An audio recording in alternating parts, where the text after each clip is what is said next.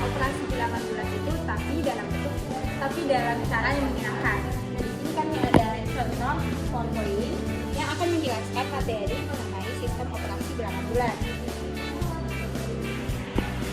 Bilangan bulat dengan garis bilang. Jadi materi utama kita hari ini itu sebenarnya bagaimana sih cara melakukan operasi penjumlahan dan pengurangan dengan menggunakan garis bilangan. Nah, adapun anggota kelompok kami yang pertama saya sendiri Kamujana, teman saya Fahira Mania, dan yang satunya lagi yaitu Nur Hikmawati sebagai editor. Ini adalah contoh materi garis bilangan yang kami akan jelaskan langsung saja. Ini adalah beberapa contoh materi garis bilangan. Ada contoh soal dan materinya juga. Ini adalah contoh operasi penjumlahan dan pengurangan menggunakan garis bilangan. Dan ini adalah contoh operasi perkalian dan pembagian. Nah,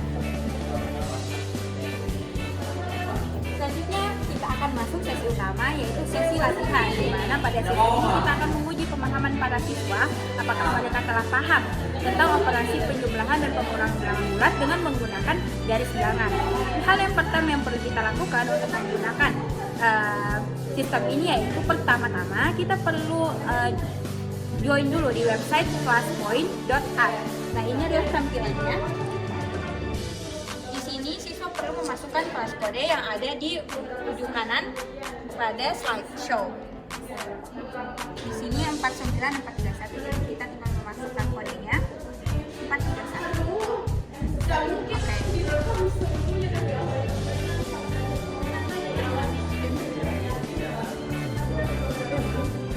Untuk soal yang pertama ini adalah tipe soal multiple choice. Jadi siswa di sini dapat memilih jawaban yang benar dari 4 pilihan ini.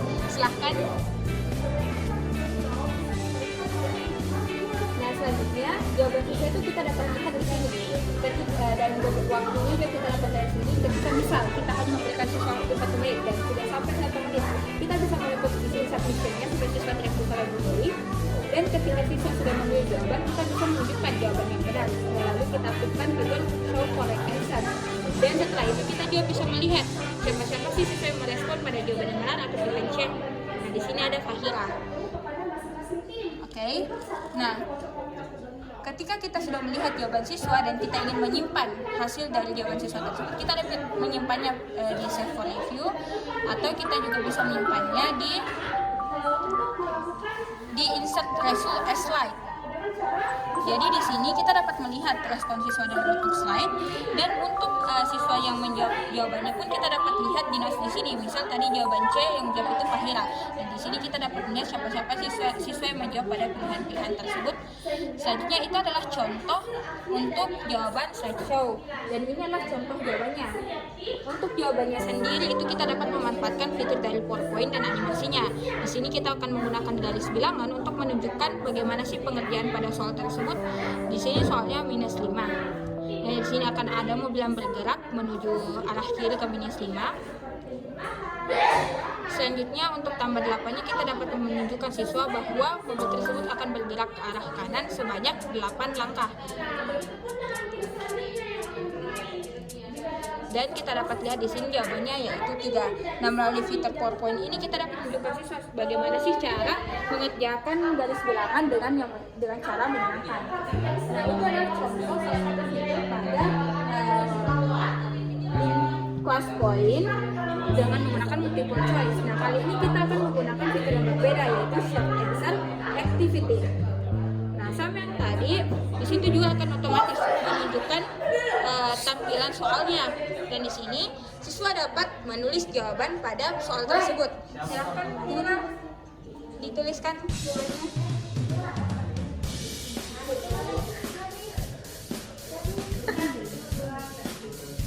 Soalnya yaitu seorang guru meminta peserta didik ke depan kelas dan mundur sejauh 5 langkah dan mundur lagi sejauh 4 langkah.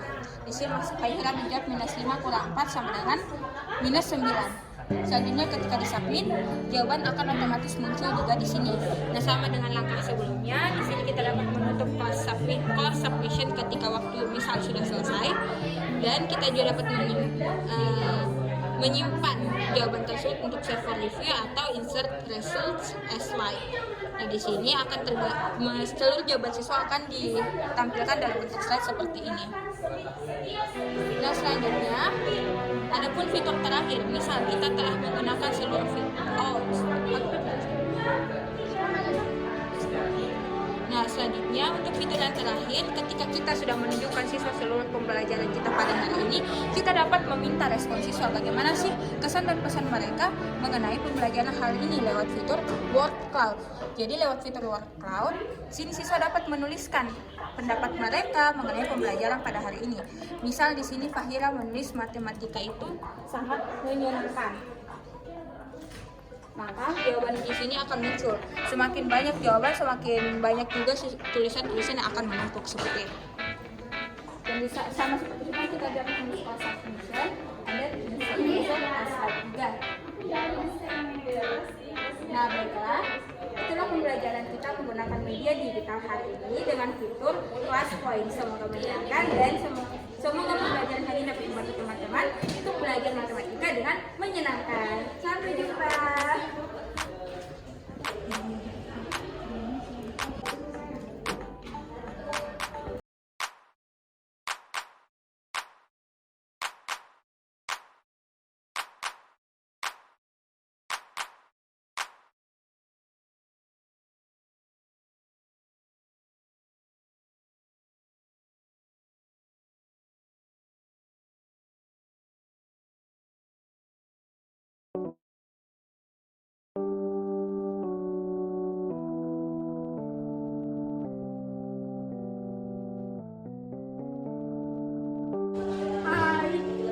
Di sini kita akan menjelaskan mengenai media pembelajaran tradisional yang kita buat.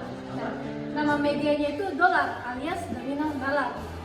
Kenapa dikatakan dolar? Karena kita mengambil motif dolar agar permainan ini lebih menarik. Nah, cara permainannya sebenarnya itu mirip dengan domino, makanya kita katakan domino dollar.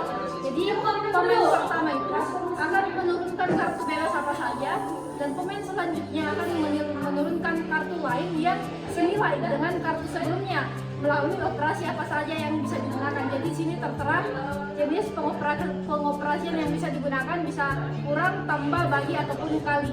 Nah, untuk lebih jelasnya kita akan mencontohkannya dengan bermain langsung. Jadi permainan ini bisa dimainkan oleh 2-4 orang maksimal. Ini bisa ambil nih.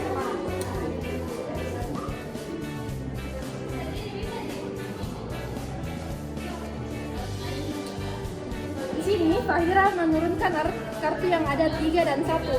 Artinya saya hanya boleh menurunkan kartu yang nilainya itu 3 kali 1, 3, atau kalau ditambah jadi 4, kalau dibagi jadi 3, dan dikurang jadi 2 nilai yang itu. Nah, saya mau ambil ini, 4 kurang 2 kan 2, dan ini 3 kurang 1 2, jadi senilai. Begitu seterusnya sampai kartu habis dan ada pemenang yang ditemukan.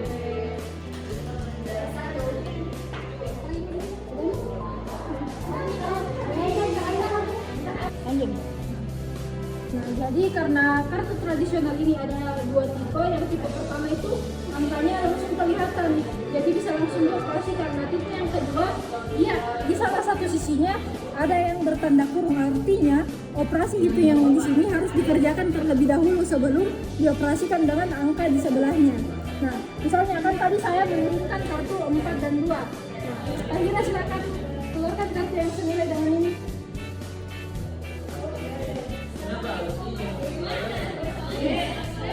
Kenapa? Ini